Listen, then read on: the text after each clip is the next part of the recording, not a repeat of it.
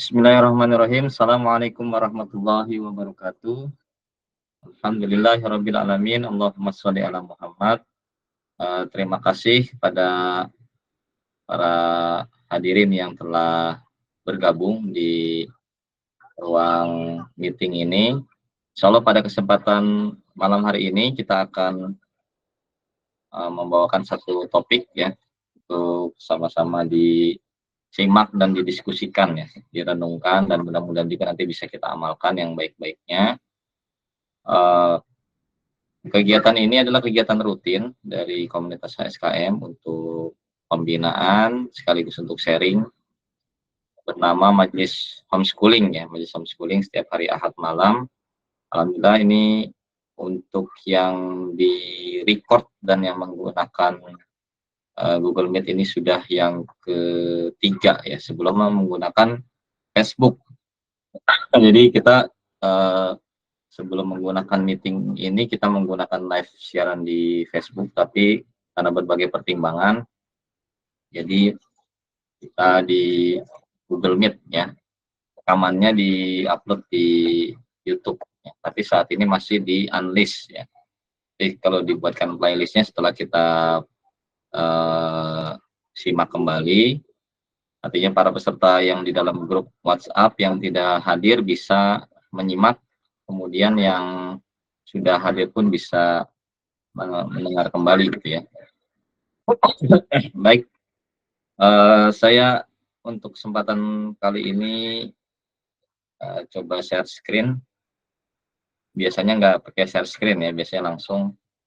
Tapi karena ini ada beberapa ayat dan tafsir yang ingin ya, ditunjukkan dan dibacakan, jadi saya membuat PowerPoint khusus. Topik kita ini adalah topik yang terkait dengan situasi atau kondisi kita, yaitu memasuki bulan Zulhijjah dan akan apa? Bentar. Allah.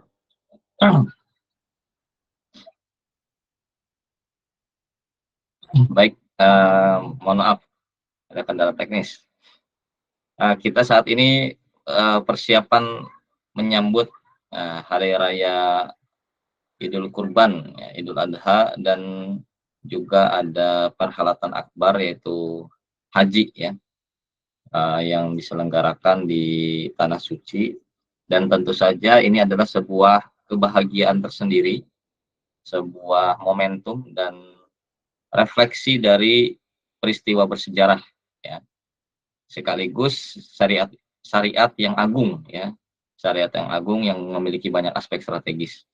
Pada kesempatan hari ini saya tidak membahas tentang syariat hajinya, meskipun itu juga penting, juga tidak membahas Idul Kurban, tapi kita fokus membahas tentang visi keluarga ya, yang terkait dengan komunitas homeschooling, dan insya Allah bisa menjadi bekal untuk kita dalam menjalankan, memperbaiki dan apa ya istilahnya, menguatkan ya keluarga, institusi keluarga agar bisa menjadi lebih baik lagi, menjadi arus utama gitu ya. Nah, kita mulai dari satu ayat. Nah, saya coba bacakan untuk ayat yang ini. A'udzubillahi minasyaitonirrajim. Innallaha astafa Adama wa Nuha wa ali Ibrahim wa ali Imrana 'alal 'alamin. Dzurriyyatan ba'duha min ba'd wallahu sami'un alim. Shadaqallahul adzim, yang artinya kurang lebih sesungguhnya Allah telah memilih Adam, Nuh, keluarga Ibrahim dan keluarga Imran melebihi segala umat ya, sebagai satu keturunan yang sebagiannya adalah keturunan dari yang lain. Allah Maha mendengar lagi Maha mengetahui. Nah, di sini ada 4 oknum yang disebut ya, dalam ayat ini. Yang pertama Nabi Adam, alaihissalam, kemudian Nabi Nuh disebut juga sebagai apa, Nabi Nuh tuh bapak para nabi juga ya, atau Rasul yang pertama. Ada istilah Rasul yang pertama ya menurut sebagian uh, ahli sirah. Kemudian di sini ada yang disebutkan dalam bentuk keluarga ya. Nabi Ibrahim itu dalam beberapa ayat itu disebutkan sebagai sosok pribadi, tapi di sini disebutkan sebagai keluarga ya. Sebutkan sebagai keluarga, kemudian disandingkan dengan keluarga Imran. Jadi ada dua tokoh dan dua keluarga. Nah, dalam hal ini Nabi Ibrahim bukan sebagai tokoh perorangan ya, tapi sebagai keluarga. Tapi mungkin ini juga bisa disimak. Saya lupa mendalami tafsirnya nih untuk aspek yang ininya ya. Jadi terkaitnya langsung ke apa, aktivitas Nabi Ibrahim ketika berkeluarga. Nah, saya fokus ke situ tadi. Jadi belum sempat dikumpulkan referensinya.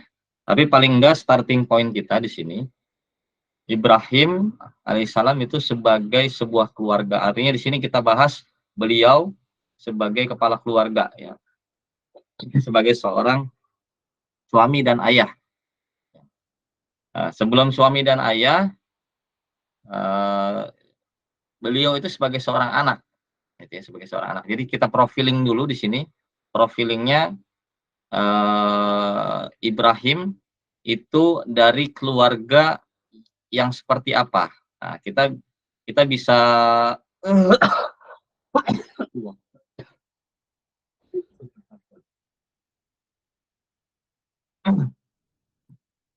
kita bisa refleksikan dengan keadaan kita atau kepada orang-orang terdekat kita, yaitu Nabi Ibrahim berayahkan sosok penyembah berhala, bahkan ya diceritakan dalam beberapa kisah itu pembuat berhala ya, patung berhala.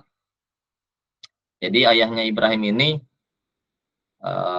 pembuat berhala, bukan hanya sekedar penyembah berhala ya.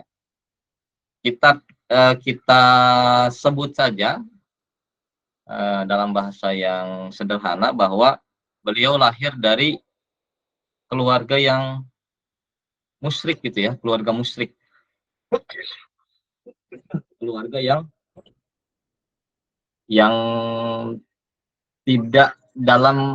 tidak berada di dalam tauhid ya, keluarga yang ayahnya adalah pengikut kebatilan. Nah, ini penting dulu nih untuk kita coding dulu. Kita coding dalam pengertian supaya kita bisa merefleksikan ya, posisi Nabi Allah yang mulia ini, ya, sosok yang sangat luar biasa, ya, manusia yang paling mulia ya selain Nabi Muhammad ya, ada dua sosok yang paling mulia, sosok manusia ya, yang bahkan Nabi Muhammad sendiri disebutkan mengikuti milahnya Nabi Ibrahim ya. Ya, kita pun bersolawat selain kepada Nabi Muhammad juga bersolawat kepada Nabi Ibrahim ya. Kita bayangkan betapa luar biasa posisi beliau, bahkan di ayat Al-Quran kalau tidak salah ada yang mempersonifikasikan beliau sebagai sebuah umat. Kalau di sini sebagai sebuah keluarga, ada Ibrahim sebagai sebuah umat ya, mewakili atau sebagai ikon.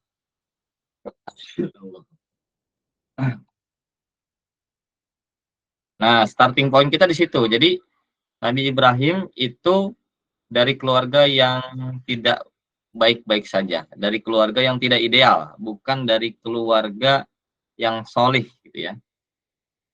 Kemudian beliau kita ketahui juga di banyak kisah dan di beberapa ayat Al-Quran itu melakukan proses pencarian atau peneguhan ya, peneguhan keyakinan, pencarian Tuhan dan peneguhan keyakinan, bahkan istilahnya apa ya, proses mencari agama ya, mencari Tuhan secara rasional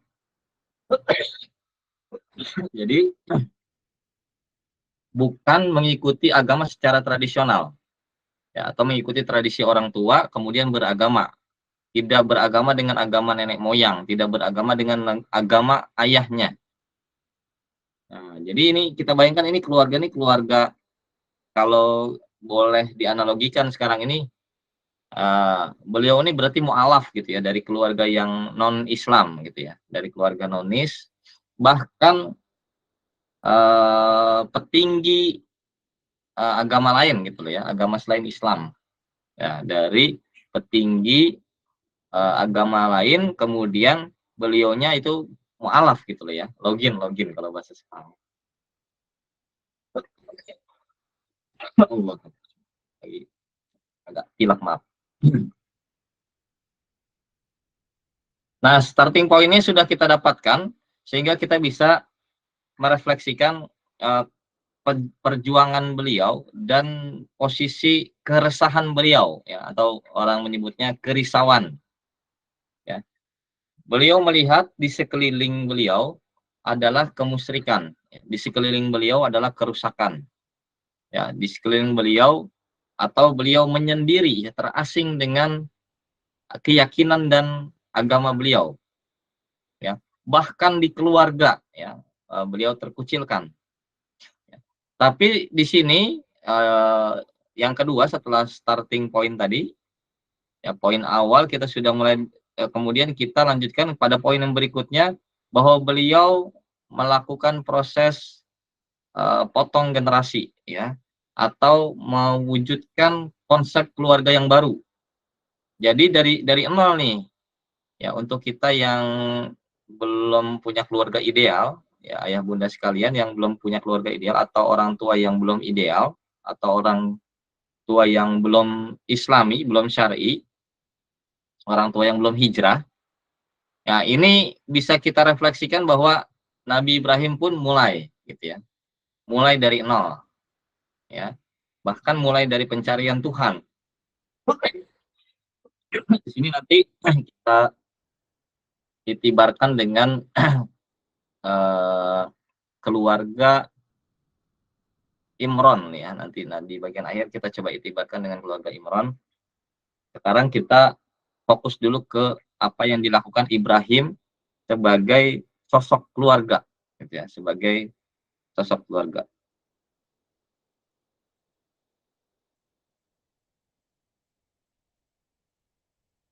Baik, kita lanjutkan. Ini mohon maaf nih agak gangguan teknis karena kalau ada yang join invite-nya saya harus balik ke layar ini dulu ya, layar Google Meet-nya dulu. Nah, ini Quran surat Ali Imran ya, Quran surat Ali Imran. Jadi di sini memang ada itibar kepada keluarga Imran juga ya, untuk ayat yang ini. Tapi kita lihat yang berikutnya di Quran surat Ibrahim ya. Quran surat Ibrahim sini mungkin surat Ibrahim 35 sampai 41 mau dibaca ke baca sedikit-sedikit ya. Kita bacakan Quran Surat Ibrahim ayat 35. A'udzubillahi minasyaitonir rajim. Wa idz qala Ibrahim rabbij'al hadzal balada aminan wajnubni wa baniya an na'budu asnam. Berdoa, Tuhan, jadikanlah negeri ini negeri yang aman dan jauhkanlah aku beserta anak cucuku agar tidak menyembah berhala. Ya, jadi di sini Nabi Ibrahim berdoa memikirkan negerinya, ya, memikirkan kampung halamannya, ya. Tidak berdoa secara sempit, tidak berdoa egois gitu ya, egois. Misalkan ini contoh, maaf ya, dibandingkan dulu nih dengan, ya tentu saja tidak sebanding ya, pasti tidak sebanding. Kita bandingkan dengan kebanyakan kita yang berdoa, ya Allah jadikanlah aku sukses, ya Allah jadikanlah keluargaku keluarga yang kaya gitu ya. Jadikan anakku sebagai seorang yang memiliki bisnis atau menjadi seorang yang katakanlah meskipun agama ya, yang alim, seorang hafiz Quran. Nah, kalau sekarang gitu ya banyak. Ya Allah jadikan anakku hafiz Quran.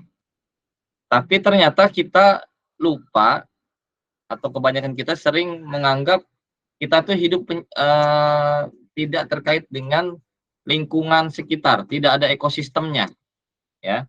Kalau di homeschooling nih ada pepatah kontemporer yang ini ya, yang sering diulang-ulang ya. Apa itu? Membesarkan anak itu membutuhkan sebuah desa gitu ya, atau satu kampung ya, butuh satu kampung. Saya lupa tuh istilah it take rice at a child. Saya lupa ya nanti dah. Mungkin ada yang ingat ya. Membesarkan seorang anak itu membutuhkan sebuah kampung. Artinya nggak bisa kita jadi anak kita baik sendiri, sementara kanan kirinya atau di kampung kita itu kampung yang jelek gitu ya, yang rusak. Nah, makanya di sini Nabi Ibrahim sudah memiliki visi tentang sosial kemasyarakatan, ya, mendoakan negerinya yang terkait dengan agama anak cucunya supaya aman. Ya, kalau di sini berarti kita harusnya ketika berdoa, mendoakan anak kita, kita doakan dulu negeri Indonesia minimalnya ya. Atau seminimal sekali kotanya masing-masing lah. Kalau saya misalkan di Bogor ya, jadikanlah kota Bogor ini aman, tentram ya.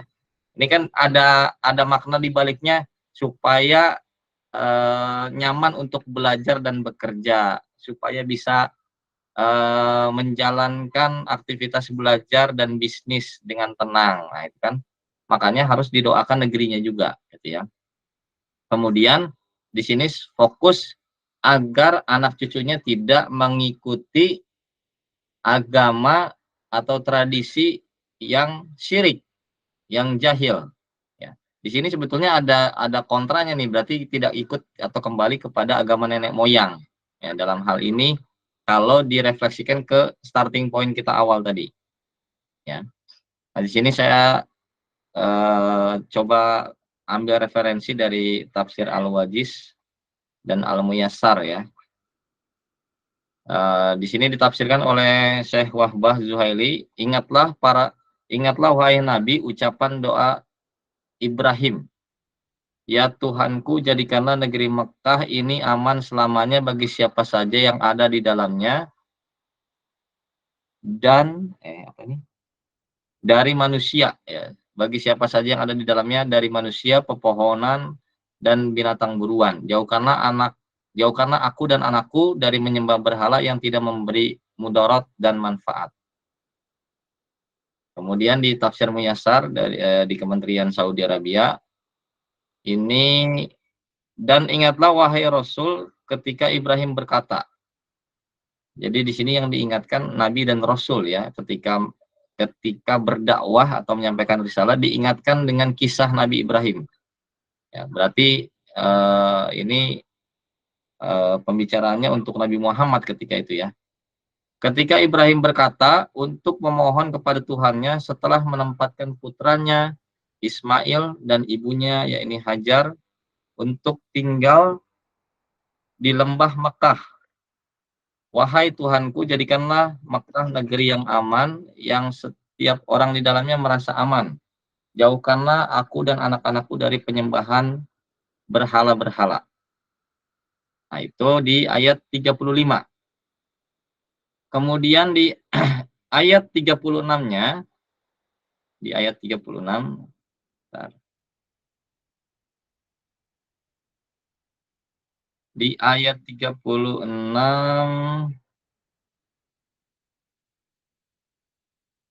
A'udzubillahi minasyaitonirrajim. Rabbi innahunna adlalna katsiran minan nas. Faman tabi'ani fa innahu minni wa man asani fa innaka ghafurur rahim. Ayah lagi ini dulu sayangku. Nanti dulu ya. Maaf nih ada si Neng nih.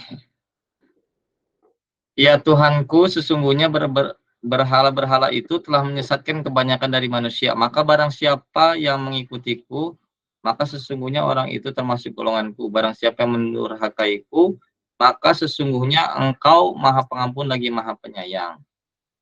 Nah, ini saya ada beberapa insight, tapi saya coba bacakan dulu dari Al-Muyassar. Wahai Tuhanku, sesungguhnya berhala-berhala sudah menjadi faktor penyebab dijauhkannya kebanyakan manusia dari jalan yang benar. Maka siapa saja yang mengikutiku dalam bertauhid, niscaya dia berada di atas agamaku dan sunnahku. Kalau istilah yang lain di apa? Di atas milahku berarti ya, milah Ibrahim. Dan barang siapa menentangku dalam perkara selain syirik, maka sesungguhnya engkau mengampuni dosa-dosa orang yang berbuat dosa dengan kemurahan-Mu, maha penyayang terhadap mereka.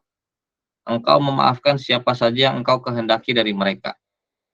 Ini memohonkan doa dan pengampunan untuk dosa selain syirik, tapi untuk syirik maka beliau berlepas diri gitu ya. Ada banyak ajaran ketauhidan yang diungkapkan dalam ayat-ayat Al-Qur'an tentang kuatnya ketauhidan Nabi Ibrahim ini ya. Dan penentangan beliau terhadap orang-orang musyrik ya, yang bahkan kepada ayahnya sendiri ya.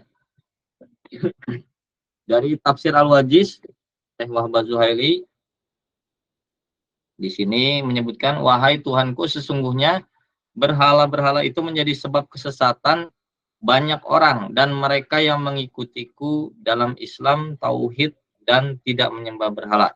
Meskipun hanya benda mati, sedangkan mereka itu termasuk keluargaku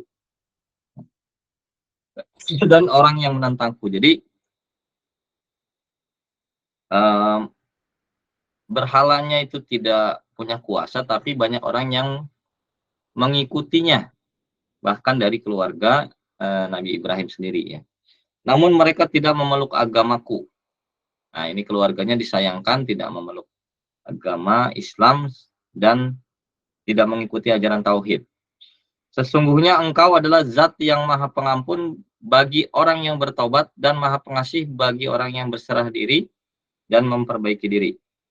Doa ini merupakan penolong ketika berbuat maksiat selain orang musyrik dan orang-orang kafir. Dan pintu taubat terbuka bagi yang mau bertobat.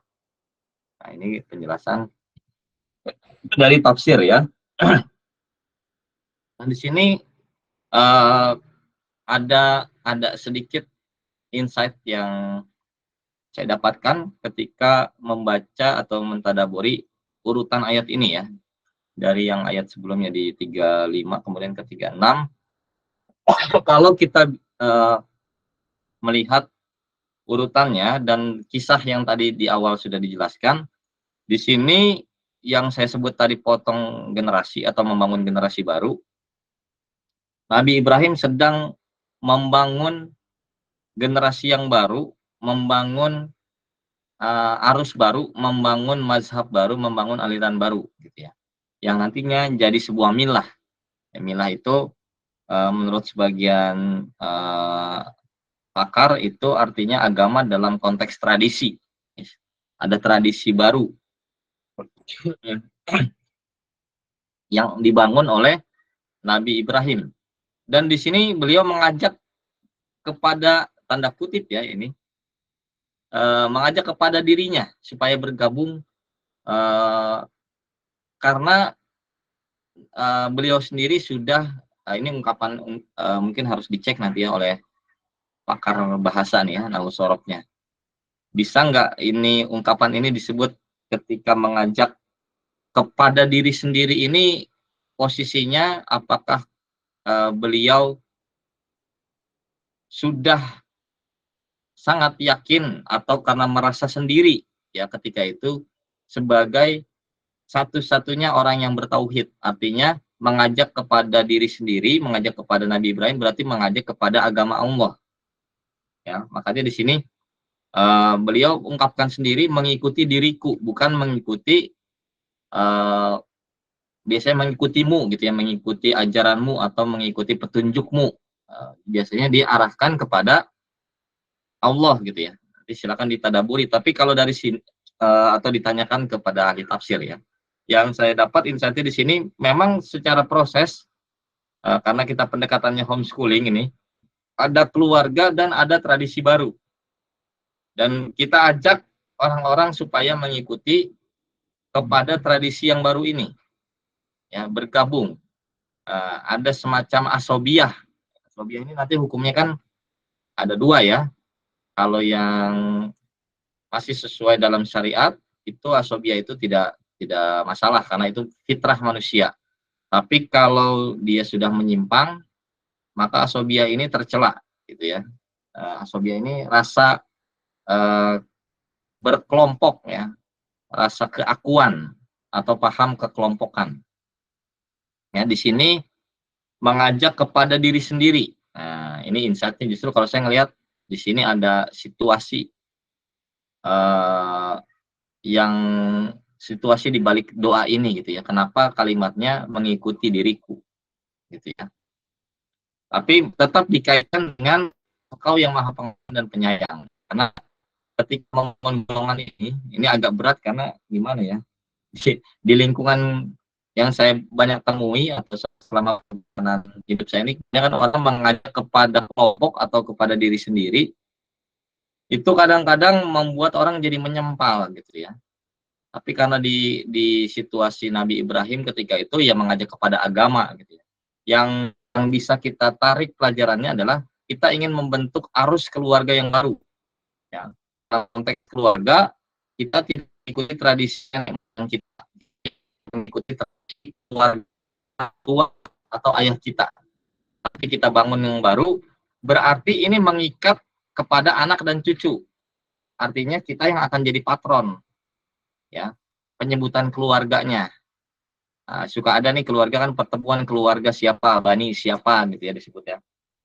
Di sini Nabi Ibrahim membuat Bani Ibrahim, meskipun itu tidak atau apa istilahnya asing ya. Yang sering itu adalah justru anak cucunya yang membangun kekauman ya, kekauman atau kelompok-kelompok kaum.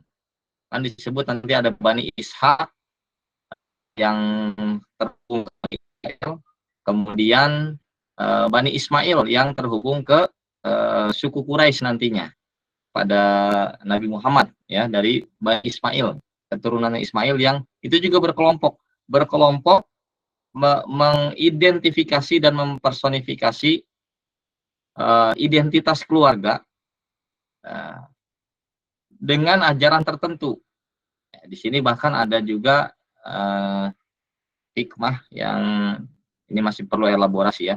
Perbedaan antara Bani Ishak dan Bani Ismail misalkan. Ya, Bani Ismail itu dikenal atau diistilahkan dalam Al-Qur'an itu sebagai kelompok atau kaum yang orang tuanya adalah seorang yang halim, seorang yang lemah lembut. Sementara Bani Ishak itu adalah suku atau kaum yang orang tuanya adalah alim, ya, orang pintar. Ya. Nah, ini masih perlu elaborasi lebih jauh lagi. Tapi dari sisi keluarga, ya, dari sisi kekeluargaan, ya, ajaran family mainstreaming bahwa mengharus utamakan keluarga itu berarti kita membangun identitas keluarga baru untuk anak cucu kita. Sehingga nanti agak panjang ya kalau dijelasin. Ini singkatnya aja bahwa nanti anak kita itu akan menisbatkan dirinya kepada kita. Cucu kita juga menisbatkan kepada kita, bukan kepada orang tua kita. Nah, konteksnya begitu ya. Ini untuk yang orang tuanya kafir lah ya, yang orang tuanya atau sesat atau musyrik. Kalau orang tuanya udah Islam ya kita nisbatkan kepada orang tua kita lah ya, mulai dari orang tua kita. Kita lanjutkan satu ayat lagi di ayat ke-37. Bismillahirrahmanirrahim. Rabbana inni askantu min zurriyati biwa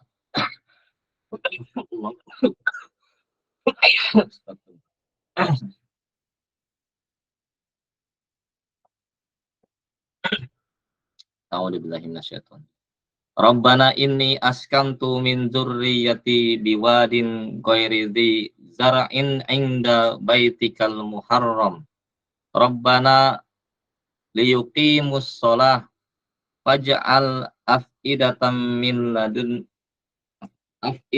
minan nas tahwi ilaihim warzuqhum minas samarati la'allahum yashkurun. Al-ayah. Kurang lebih artinya, ya Tuhan, sesungguhnya aku telah menempatkan sebagian keturunanku di lembah yang tidak mempunyai tanaman di dekat rumah Engkau yang dihormati. Ya Tuhan, agar mereka melaksanakan sholat, maka jadikan hati sebagian manusia cenderung kepada mereka, dan berilah mereka rezeki buah-buahan, mudah-mudahan mereka bersyukur. Nah, ini dari tafsir Al-Wajiznya. Wahai Tuhanku, sesungguhnya aku menempatkan Ismail dan ibunya, yakni Hajar, di lembah yang tidak ada tumbuhan di sana, yaitu lembah Mekah di sisi rumahmu Ka'bah, yang mana pandangan remeh tetangganya diharamkan. Begitu juga pelanggaran. Ini saya kurang paham nih kalimat. Aku menempatkan mereka di sana dan aku berdoa kepadamu supaya mereka mendirikan sholat di sana. Jadikanlah hati manusia condong kepada mereka dan bergegas kepada mereka karena rindu dan cinta. Dan berilah mereka rezeki buah-buahan yang beragam dengan menumbuhkannya dan mengirimkannya, supaya mereka mensyukuri nikmat yang Engkau berikan kepada mereka. Ini sangat luar biasa ya. Anaknya didoakan, kemudian supaya negerinya subur makmur, artinya punya buah-buahan tadi ya, tumbuh buah-buahan di sana. Dan sebelum itu tidak lupa didoakan agar anak-anaknya ini atau keluarganya, karena termasuk istrinya juga ya di sana, itu agar dicintai oleh masyarakat, ya, agar manusia condong hatinya. Meskipun ini bisa dimaknai juga supaya manusia itu mencintai Ka'bah, dan supaya eh, anak cucunya ini menjadi pengurus Ka'bah gitu ya. Ini kalau yang secara umum faktanya di Sirah memang seperti itu ya, untuk mengurus Ka'bah. Tapi di sini ada, kalau kita lihat dari aspek psikologi sosialnya, itu kalau orang udah cinta dan senang, itu kan berarti keluarga kita keluarga yang akan dihormati dan disukai ya.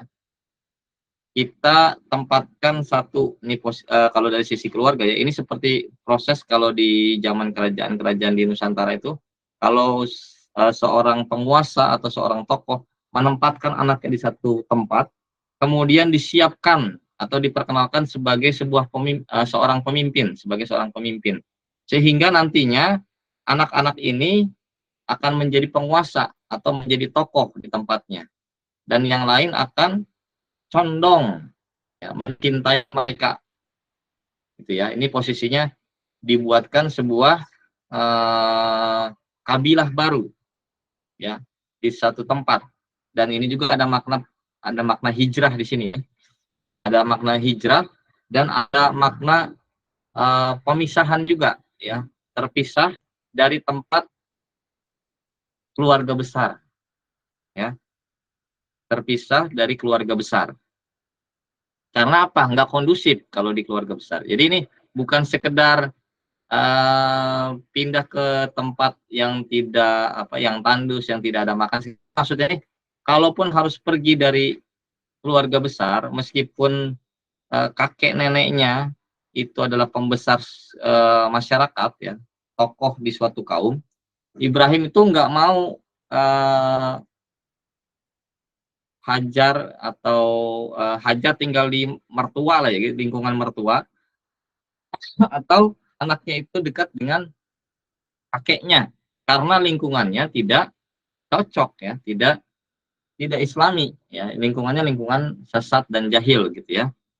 sehingga dipisahkan meskipun di tempat yang ya kalau secara historisnya kan ini atas bimbingan Allah ditaruh di mana ikuti petunjuk, kemudian alhamdulillahnya barokah dari ketaatan istri, ya siap ditempatkan di mana saja. Tapi kalau kalau misalkan yang banyak diceritakan, saya dapat banyak para penceramah itu menyebutkan seolah-olah ini hanya aspek personal aja ya, bahwa menjalankan perintah, kemudian si istri harus taat. Ya. Tapi kalau dari struktur keluarga tadi, ya sebagai sebuah alur, apa?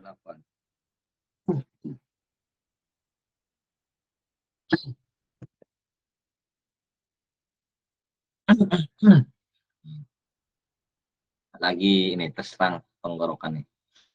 Jadi sebagai sebuah alur keluarga, itu keluarganya itu dipisahkan. Kemudian membangun sebuah perkampungan baru, ya sebuah perkampungan baru, sebuah kabilah baru dan sebuah kaum yang baru. Allahu a'lam. Allah. Afwan, ini saya break sebentar ya.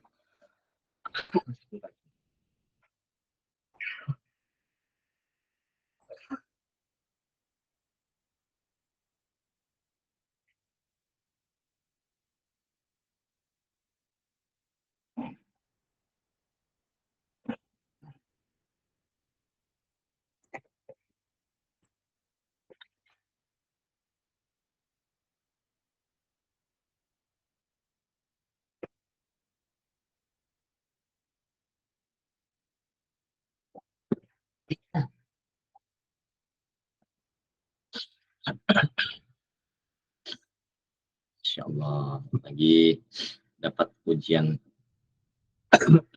gatal. Baik, kita lanjutkan.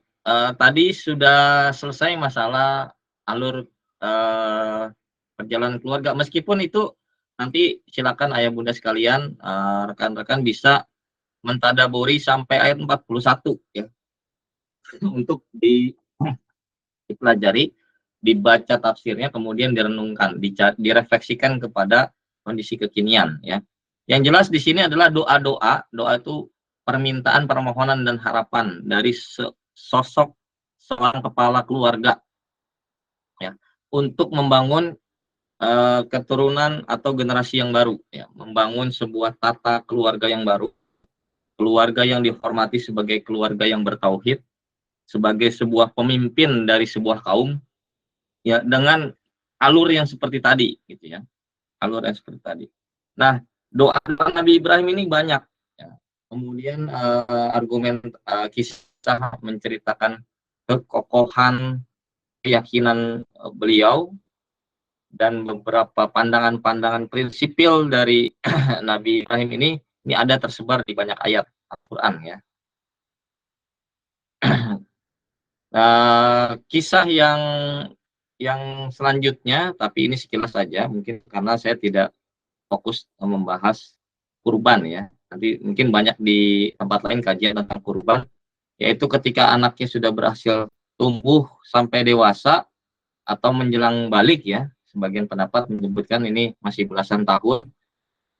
Nabi Ismail kemudian diperintahkan untuk disembelih, dan nampak dari karakter beliau, dari bondingnya Nabi Ibrahim dan Ismail ini, kemudian dari karakter Ismail yang tadi disebutkan Halim, sehingga apa ya, terjadi seperti yang diceritakan di sejarah gitu ya, dan akhirnya ada syariat kurban, kemudian Ka'bah dan lain sebagainya. Kita lanjutkan yang terkait dengan visi peradabannya ya, visi peradaban ketika Nabi Ibrahim ini mencoba membangun kembali atau memugar Ka'bah bersama anaknya. Ya. Kalau kita refleksikan ini, kita ajak anak kita membangun tempat ibadah untuk masyarakat. Ya. Bisa merenovasi masjid, musola gitu ya, kalau direfleksikan ke sekarang. Atau kita bangun masjid baru Yang kita berkhidmat memang kita yang mau membangun secara langsung ataupun kita mencarikan dana, ya. Atau kita membangun bukan hanya masjidnya tapi Islamic Center, uh, apa atau juga pondok pesantren lah ya, yang kurang lebih sama. Asal jangan pondok pesantren yang konsep modern persekolahan, pondok pesantren versi dulu, dulu. Jadi masih melebur dengan masyarakat dan masyarakat menggunakan fasilitas tempat ibadahnya tersebut, ya. Nah, itu aja kisah Ibrahim Ismail ketika proses dewasa. Karena di sini ada proses bersama, kita sebut family project ya, membangun tempat ibadah bersama, ya. Kemudian yang ingin saya sampaikan lagi di sini adalah terkait dengan mana ini? Nah, doa ketika selesai memugar Ka'bah. Ya, selesai memugar Ka'bah, di sini adalah kalau di kajian tentang konsep pendidikan di sini ini adalah ayat permulaan dari rumusan konsep pendidikan. Ya. Quran surat Al-Baqarah ayat 129. Nabi Ibrahim berdoa, Rabbana wab'ats fihim rasulan minhum yatslu alaihim ayatika wa yu'allimuhumul kitaba wal hikmata wa yuzakkihim innaka antal azizul hakim. Ya Tuhan kami, utuslah di tengah mereka seorang rasul dari kalangan mereka sendiri. Jadi setelah dibangunkan masjidnya, ya, minta ada rasulnya yang datang. Nah, supaya nanti masjid ini nggak terlantar, ya. Ada pesantren dibangun, tapi minta juga semoga nanti ada ulama yang meneruskan, yang mengisi. Semoga ada imam masjid yang alim, itulah ya kurang lebih ya. Yang melakukan apa, yang membacakan kepada mereka ayat-ayatmu dan mengajarkan kitab dan hikmah kepada mereka dan menyucikan mereka, yakni masyarakat. Sesungguhnya engkau maha perkasa lagi maha bijaksana. Singkat cerita, doa ini langsung diijabah di ayat 151-nya ya, sambil diluruskan posisi urutan dan poin-poin yang dimintakan oleh Nabi Ibrahim. Ini kita bahas di lain kesempatan. Intinya ini jadi tahapan pendidikan dalam Al-Quran, bagaimana ada proses membacakan ayat, mensucikan jiwa, kemudian mengajarkan kitab, mengajarkan hikmah, dan ilmu-ilmu yang lain. Oke, ini tentang pendidikan. Jadi maksudnya apa? Mendoakan agar masyarakat itu jadi masyarakat terdidik, agar masyarakat ini menjadi ya masyarakat yang berilmu dan intelek. Memintakan agar ada guru di masyarakat tersebut, agar ada mubalik, agar ada ustadz, agar ada ulama yang mendidik mereka dengan bimbingan membaca, mensucikan jiwa, ya, kemudian membacakan atau mengajarkan ilmu-ilmu dari kitab suci, gitu ya. Nah, itu doa dari Nabi Ibrahim. Nah, yang terakhir adalah visi keluarga. Nah, untuk visi keluarga di sini, ini cuma contoh saja ya, cuplikan contoh antara visi pribadi dan visi keluarga. Kita pengennya ini visi pribadi seorang ayah atau seorang suami itu bisa meluas atau mencakup dalam kepentingan dan entitas seluruh anggota keluarga. Jadi keluarganya ini terbangun juga, ya. Jangan saya pengen jadi orang sukses, ya itu kan ke pribadi ya. Saya pengen jadi pengusaha yang sukses, saya pengen sekali menjadi seorang ulama ahli tafsir misalkan. Itu pribadi ya. Ya, di mana visi keluarganya harus dirumuskan juga ya. Ini contoh di yang sebelah kanan ya. Kalau mau disebutkan maka disebutkanlah manfaat dan eh, hal-hal yang perlu dikembangkan. Ini saya tidak memberikan contoh yang yang jelek dan yang bagus ya. Ini hanya contoh-contoh saja. Nanti kalau mau dibuat yang bagus, yang lebih bagus, yang lebih rapi setelah direfleksikan dengan kondisi keluarga masing-masing. Nah, ini sebagai contoh-contoh saja. Ini cuplikan slide dari satu sesi materi tentang rumusan visi misi. Ya. Demikian yang bisa saya sampaikan terkait dengan visi peradaban. Ya, visi peradaban keluarga Nabi Ibrahim. Jadi seperti itu dulu. Nanti ada beberapa sesi mana ininya? Oh ya, sudah. Kami persilakan untuk ayah bunda sekalian. Selamat datang Pak Musodik dan Pak Irwan ya. Saya baru baru melihat ininya akunnya. Dipersilakan siapa saja yang mau menyampaikan, bertanya, menambahkan atau menyanggah, memberikan referensi. Tafadhol, mangga, yang terkait dengan bagaimana Nabi Ibrahim itu memiliki visi keluarga. Maaf, visi keluarga. Visi keluarga Ibrahim itu adalah visi peradaban. Bagian penutupnya adalah seperti yang disampaikan di awal, kita ada semacam refleksi dari keluarga Imron. Ya, tadi kita cerita tentang keluarga Ibrahim yang dimuliakan, ya, keluarga Ibrahim dan keluarga Imron. Nah, ini kan. Nah, kenapa keluarga Imron perlu dicuplik di sini? Karena ada pelajarannya gini. Meskipun tadi sudah disebutkan starting point Nabi Ibrahim sebagai sosok pribadi yang lahir dari keluarga yang tidak ideal, kemudian berhasil membangun.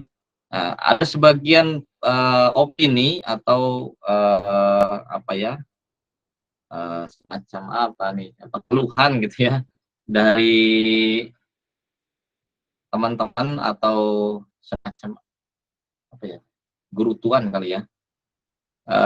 Ada ungkapan bernada negatif gitu ya ketika bilang, oh itu kan keluarga ideal, itu kan keluarga nabi, ya. Karena yang diceritakan kalau di pembahasan tentang Quran dan haji, ini cerita ada nabi punya anak nabi.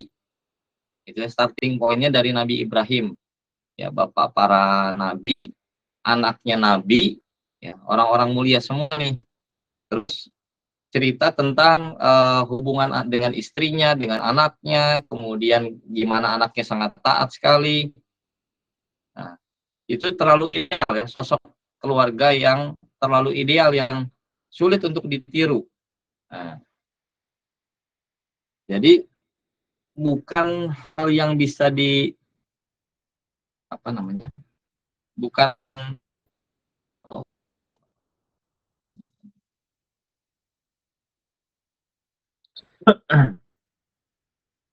bilang ya. Bukan yang eh, keluarga. Nah, maka di sini ada cerita lain bahwa ada keluarga yang bukan keluarga Nabi, ya. Bukan keluarga Nabi, keluarga yang biasa ya, tanda kutipnya sebenarnya ini siapa nih Imron ini ya. Pak Imron ini nggak dikenal, tapi dan ceritanya nggak banyak. Artinya gini, di Sirah itu nggak banyak kayak Nabi Ibrahim, itu banyak versinya ya, hadis juga kita Imron ini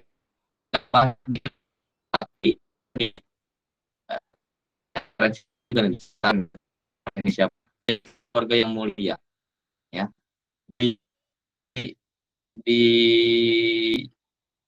diberkahi juga dengan adanya nanti terhubung dengan Nabi Isa alaihissalam gitu ya. Dari Imron, keluarga Imron, kemudian di sini ada Ibunda Siti Maryam ya, dari keluarga Imron. Sosok yang dimuliakan ya, satu dari 4 perempuan yang dimuliakan secara khusus atau yang memiliki keutamaan. Keluarga Imron adalah keluarga yang mulia karena memang anggota keluarganya memiliki karakteristik khusus ya, yang menjaga diri. Jadi kalau kita yang bukan keluarga siapa-siapa atau bukan siapa-siapa, sosok yang tidak dikenal, sosok yang tidak hebat, yang juga mungkin kalau Nabi Ibrahim itu seorang pemikir rasional, seorang tokoh pemimpin pergerakan melawan penguasa dan lain sebagainya. Kita ini yang biasa-biasa aja, yang cuma ini kalau boleh diistilahkan ya, mohon maaf kalau kurang tepat. Kalau boleh diistilahkan, cuma keluarga marbot gitu lah ya. Cuma keluarga marbot ya, penjaga musola gitu ya, pengurus musola kecil di kampung. Nah, ini kalau mau diperbandingkan, nah ternyata kita juga bisa jadi keluarga yang mulia, keluarga yang hebat ya, yaitu dengan cara menjaga diri. Ya di sini ada di Quran surat Maryam ya, Maryam punya cerita sendiri, Ali Imran juga punya cerita sendiri ya, tapi mereka saling terkait ya. Ini banyak yang baru join ini. Udah mau ditutup. Baru ini kali linknya ya.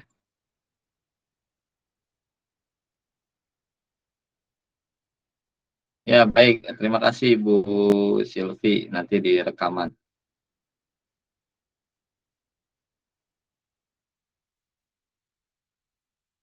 Saya ulangi sedikit, jadi kita ambil pelajaran dari keluarga yang bukan keluarga siapa-siapa. Ya, kalau Nabi Ibrahim tadi seorang cendekiawan, seorang filsuf karena berpikir tentang ketuhanan, kemudian membangun gerakan perlawanan, ya, melawan penguasa, kemudian juga akhirnya menjadi tokoh bapak bangsa, kemudian punya anak yang hebat, ya. Eh, berhubungan atau berkomunikasi, kemudian punya hubungan dengan beberapa tokoh-tokoh juga. Artinya dia tuh orang besar lah. Nah, gimana dengan orang yang biasa-biasa saja, ya kita belajar dari keluarga Imron ya, yang hanya mengurus musola, ahli ibadah.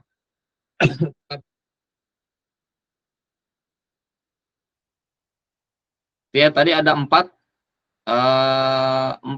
poin pelajaran yang bisa kita ambil.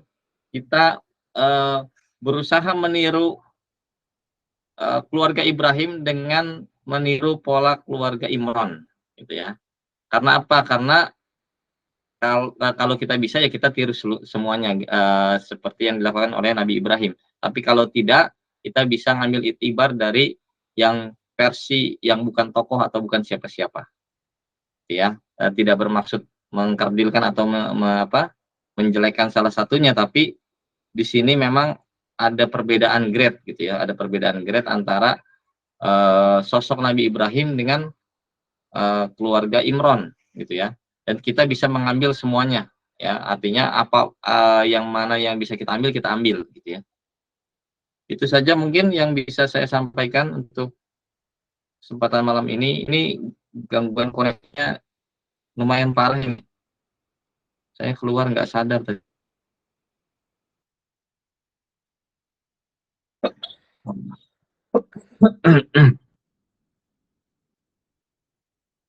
Sekali lagi mohon maaf karena banyak gangguan teknis ini, putusnya saya nggak tahu. Saya sedikit ulangi ya sebelum ditutup. Ini bagian penutupnya supaya nanti bisa rekamannya bisa sempurna. Sedikit mohon izin saya share lagi bagian terakhir tadi. Eh, Pelajaran dari keluarga Imron yang kita ambil sebagai eh, grade yang lebih rendah, gitu ya, grade yang lebih rendah, atau supaya tidak terlalu wah dengan apa yang kita pelajari dari sosok keluarga Ibrahim alaihissalam. Nah, di sini mohon maaf, keluarga Imron bukan keluarga Nabi, ya. Bahkan ketika menyiapkan anaknya yang diharapkan laki-laki bisa jadi pengemban agama, ya, bisa tanda kutip bisa menjadi nabi, ternyata yang didapatkan adalah sosok perempuan, ya. Jadi di sini keluarganya tetap berusaha untuk tadi poin pertamanya tetap berakhlak mulia, tetap menjaga diri, kemudian menyiapkan anak-anak, menazarkan bahkan ya, mewakafkan anaknya, selalu berdoa dan berharap anaknya menjadi sosok penting bagi peradaban. Nah, meskipun ternyata yang lahir adalah perempuan, tadi sudah sedikit dijelaskan tentang milieu pemikiran dan apa, mmm, ekosistem ya, sosial budaya yang ada ketika itu yang tidak memungkinkan perempuan untuk menjadi pengemban dakwah ya, atau membawa ajaran agama, maka tetap menjaga diri di dalam rumah ibadah, berdoa terus, melakukan tazkiyatun nufus, dan yang poin terakhirnya adalah diberikan pembimbing yang hebat ya, pembimbing orang soleh yang berilmu. Ya, dalam hal ini adalah Nabi Zakaria dimintakan oleh keluarga Imran untuk membimbing putrinya, ya ini Maryam. Ya. Sehingga dari sana nanti lahir, ya Allah berikan jalan, lahir Nabi Isa alaihissalam, gitu ya, secara singkatnya seperti itu. Jadi ada 4 poin paling tidak yang bisa kita tiru dari keluarga Imran ya. Syukur-syukur kalau kita bisa berpola seperti Nabi Ibrahim ya, berjuang ya. Tadi ya, melawan tradisi keluarga, kemudian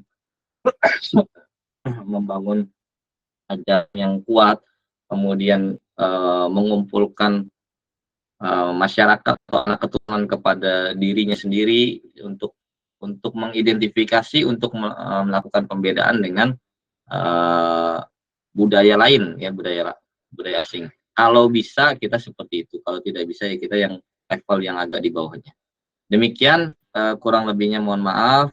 Sekali lagi mohon maaf atas banyak gangguan yang teknis yang sudah terjadi. Insya Allah nanti mudah-mudahan video rekamannya bisa lebih rapi dan akan di-upload di YouTube ya insya Allah. Jazakumullah khairan untuk yang sudah hadir malam hari ini. Kita sama tutup dengan doa kifarat majlis. Subhanakallahumma bihamdik, asyhadu an la ilaha illa anta, astaghfiruka wa atubu ilaik. Assalamualaikum warahmatullahi wabarakatuh.